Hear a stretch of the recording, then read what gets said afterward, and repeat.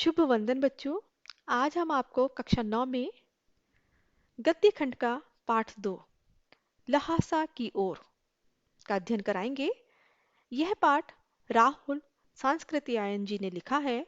इनका जन्म 1893 में हुआ था और इनकी मृत्यु 1963 में हुई। बच्चों, ये पाठ इनका प्रथम तिब्बत यात्रा से लिया गया है। इन्होंने बहुत सारी यात्राएं की हैं, तो ये इनकी प्रथम तिब्बत यात्रा से ये पाठ लिया गया है। जब ये ये यात्रा इन्होंने नेपाल के रास्ते से की थी सन 1930 1929 और 30 में। ठीक है, तो आइए इसका सारांश, पाठ का सार हम आपको बताते हैं। लहासा की ओर राहुल सांस्कृत्यायन जी की प्रथम तिब्बत यात्रा से लिया गया है। यह यात्रा उन्होंने सन 1929 व 30 में नेपाल के रास्ते से की थी। ठीक है, उस समय भारतीयों को तिब्बत यात्रा की अनुमति नहीं थी।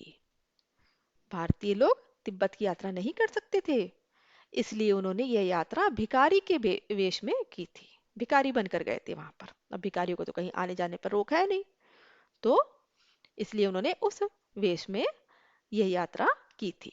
इस यात्रा वृत्तांत में तिब्बत की राजधानी लहासा की ओर जाने वाले दुर्गम रास्तों का बहुत ही रोचक शैली में वर्णन किया गया है। देखिए, लहासा क्या है? तिब्बत की राजधानी है।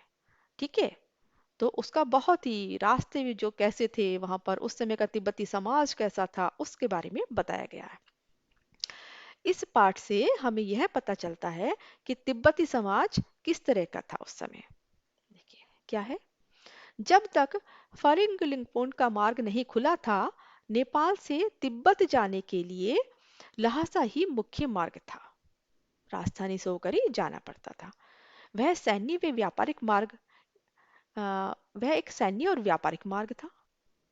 इस पर बने किलों एवं चौकियों में जगह जगह किसान बस गए थे।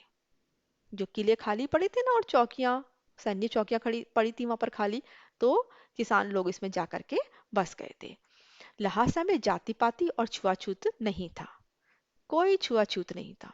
औरतें भी पर्दा प्रथा से मुक्त थी।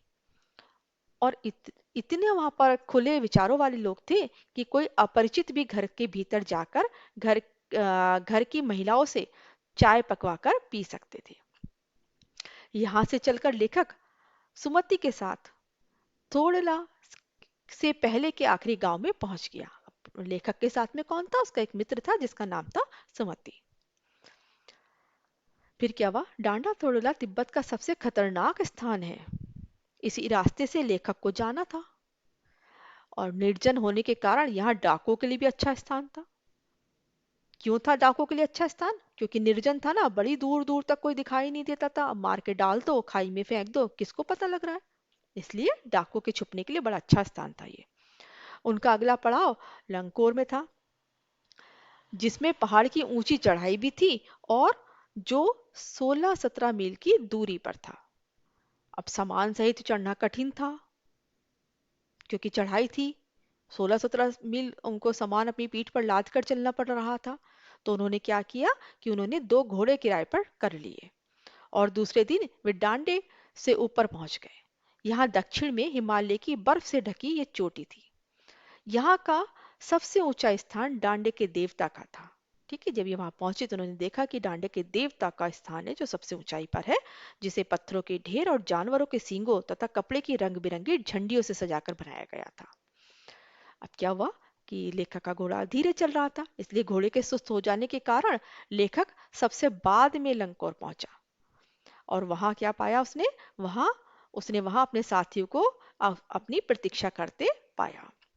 यहाँ पर अपना सामान वे पीठ पर लादकर और हाथ में डंडा लेकर आगे बढ़े। अपना सामान खुद लेकर जाना पड़ा था उन्हें। बड़ी परेशानियों का सामना करना पड़ा था, क्योंकि वहां पर कभी कभी तो अचानक से बहुत तेज धूप हो जाती है। दिन में बहुत तेज धूप होती है और रात बहुत ठंडी हो जाती है, और सामान भी साथ लेके चलना पड़ रहा है। नए नए दुर्गम रास्ते हैं, दूर दूर तक कोई दिखाई नहीं देता है, तो इसलिए उन्होंने रास्ते में बहुत कठिनाइयां उन्हें आई।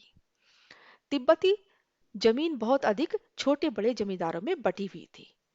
इनका ज्यादातर हिस्सा मठों के हाथ में होता था। जागीरदार कुछ खेती खुद भी करता था और कुछ मजदूरों से करवाते थे। समय समय पर वहां खेती का प्रबंध देखने के लिए भिक्षु आते थे। ठीक है, भिक्षु। उनका सम्मान राजा की तरह होता था। आज भी वहां पर भिक्षुओं की प्रथा है, ठीक है। और तब तो बिल्कुल भिक्षुओं का सम्मान राजा की तरह हुआ करता था। लेखक और सुमति, जो उसका दोस्त था, सेकर विहार में एक भद्र पुरुष से मिले। भिकमंगों के वेश होने पर भी उन्हें आदर मिला। यहाँ वहां एक बौद्ध मंदिर था, जहां बुद्ध की 103 हस्तलिखित पोथियां रखी हुई थी, ठीक है। एक बुद्ध जी के मंदिर में गए तो वहां पर उनको, लेखक को क्या मिल गया? 103 हाथों से लिखी हुई पोथियां मिली उस समय की। तो वो तो उन्हें पढ़ना चाहता था, और ये बड़े बड़े मोटे कागज पर लिखी हुई थी। एक एक पोथी कम से कम 15 शेर की थी। लेखक उन्हीं पोथियों में खो गए, और इसलिए सुमिति से कह दिया कि तुम यजमानों के पास चले जाओ। अब सुमिति यजमानों के पास जाता था, उन्हें गंडे ताबीज बांधता था और पैसे कमाता था। तो सुमिति वहां चला गया और ये उन पोथियों को पढ़ने में लग गए, और अगले दिन वे तिगरी गांव के लिए चल दिए। समझ में आया आपको ये सारांश? आप इसको पंक्तिबद्ध पढ़ लीजिएगा। अगर आपको मेरा वीडियो अच्छा लगे तो सब्सक्राइब करिएगा। धन्यवाद। खुश रहिए।